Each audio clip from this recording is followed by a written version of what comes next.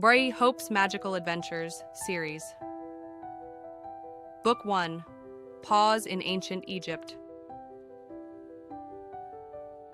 Chapter 1, The Discovery.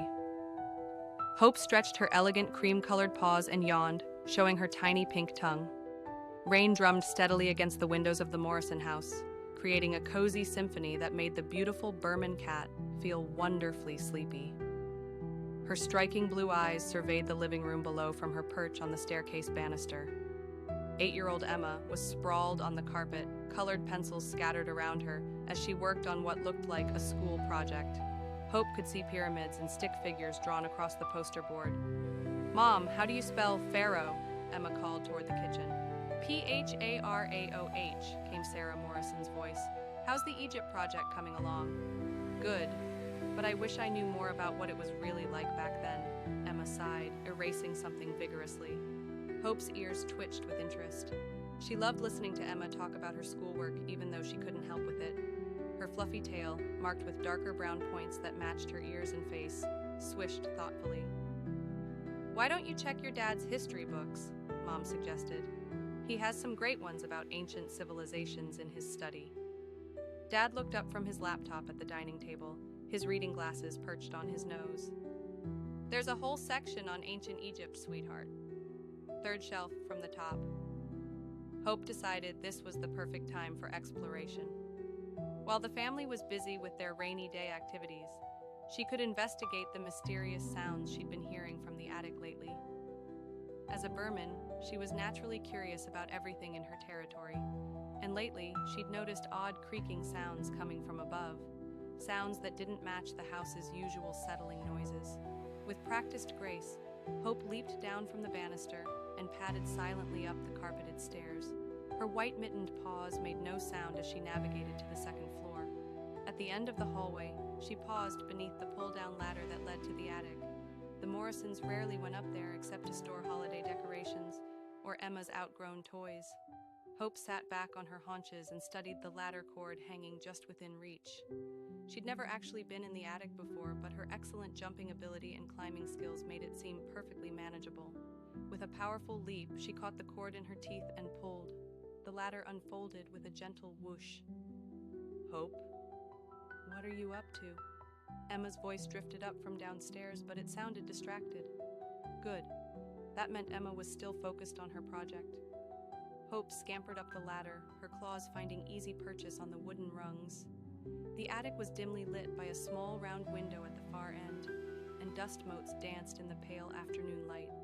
The air smelled of old wood, cardboard, and something else. Something faintly exotic that Hope couldn't quite identify. The attic was larger than she'd expected, with a peaked roof that created interesting shadows and hiding spots.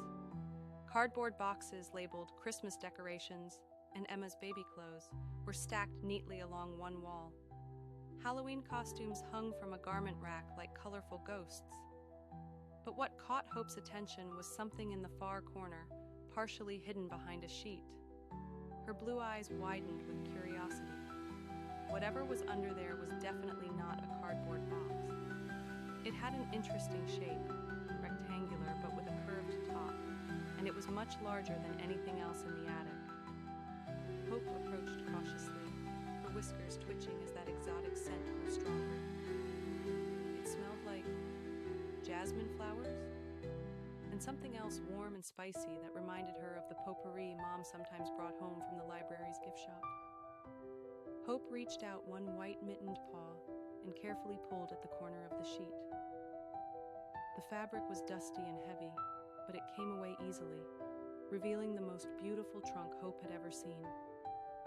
The trunk was made of dark wood, mahogany perhaps, with brass corners and hinges that gleamed despite their age.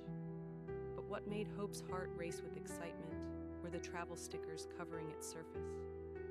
Colorful labels from places with exotic names: Hotel Shepherd, Cairo, Orient Express, Bombay Palace, and dozens of others in languages she couldn't read but that looked wonderfully mysterious. The trunk was about 3 feet long and 2 feet wide, perfectly sized for a medium-sized cat to curl up inside, Hope noted with professional interest. A small brass nameplate near the lock read, property of Eleanor Whitmore, world traveler extraordinaire. Hope had never heard the Morrisons mention anyone named Eleanor. This trunk must have belonged to whoever lived in the house before them, but why had it been left behind? She walked slowly around the trunk, examining it from every angle. The lock appeared to be purely decorative. The latch lifted easily when she batted at it with her paw. The hinges opened smoothly, as if they'd been recently oiled, revealing the most luxurious interior Hope had ever seen. The trunk was lined with deep purple velvet that looked as soft as her own fur. Small compartments along the sides held fascinating objects. A compass with a mother-of-pearl face, a leather journal tied with a ribbon, several small bottles with cork stoppers, and what appeared to be pieces of jewelry from different countries. But what drew Hope's attention most was a small velvet cushion in the center of the trunk, perfectly sized for a cat.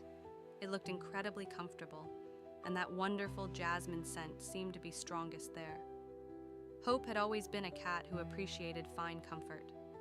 Her Burman heritage made her naturally drawn to luxury, and this velvet-lined trunk was more appealing than any cat bed she'd ever seen.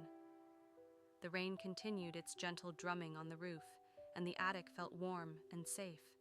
She looked back toward the ladder. The family was still busy downstairs. She could hear Dad's keyboard clicking and Emma asking Mom about hieroglyphics. A quick nap in this marvelous trunk wouldn't hurt anyone. Hope stepped delicately over the trunk's edge and settled onto the velvet cushion.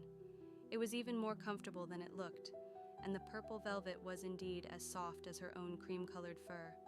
She turned around twice, as was proper cat procedure, and curled into a perfect circle, with her fluffy tail wrapped around her. The exotic scent seemed to wrap around her like a gentle embrace. Her blue eyes grew heavy, and she could feel herself drifting toward sleep. Just before she dozed off completely, Hope could have sworn she saw the brass fittings on the trunk beginning to glow with a warm, golden light. But that was surely just her imagination. After all, what could be magical about an old trunk in an ordinary attic? As Hope's breathing deepened into sleep, the golden glow grew brighter, and the trunk began to hum very, very softly, a sound like distant music that seemed to come from far away and long ago. Downstairs, Emma looked up from her Egypt project and frowned slightly. "Did anyone hear that humming sound?" she asked. "Just the heater, sweetheart," Dad replied, not looking up from his laptop. But Emma could have sworn it sounded like something much more interesting than a heater, something almost like music.